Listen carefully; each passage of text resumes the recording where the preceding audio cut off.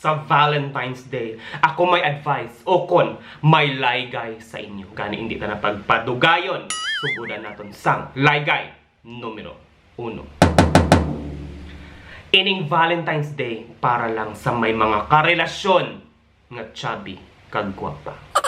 Suliton ko para maklarohan kita.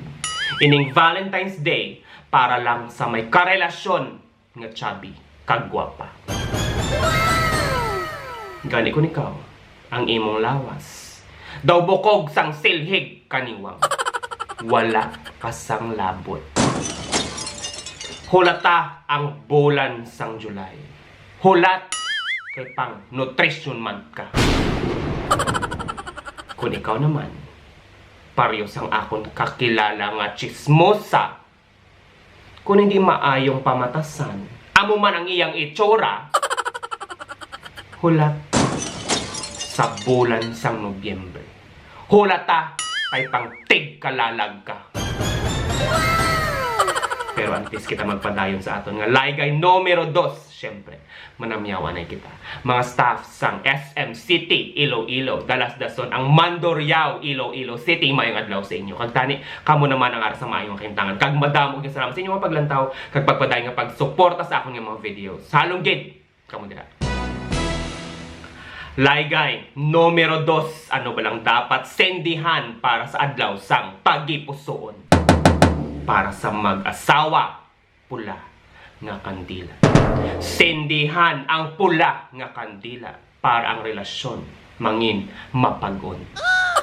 Para sa magnobyohanay, pink nga kandila. Sendihan ang pink nga kandila para ikaw gidlang ang iyang padayon nga romansahon. Para sa mga single kaglaon, katol. Magsindi sang katol samtang nagahulat para hindi kamo lamukon. Kag para sa duha ka dekada nga nagahulat kag nagaasa pa. Kamara. Sindihan ang kamara para ikaw mamarasmasan nga wala tsansa. Kag batunon nga ikaw mangin isahanon. It's like an earthquake, stirring my soul. It's like an earthquake. Laygay numero 3. Ta mga ginbayaan pakabakod. Sa mga ginpromisahan tapos ginislan. Sa ginsendan sang I miss you tapos gintunto. Ilabi na gid sa nag I love you hanay pero wala man nagdugay. Pakabakod, pakabaskog. Inyo lang paminsaron ngang iban gani ginpakaslan, ginpamataan pero ginbayaan. Ikaw pa nga ginubahan lang.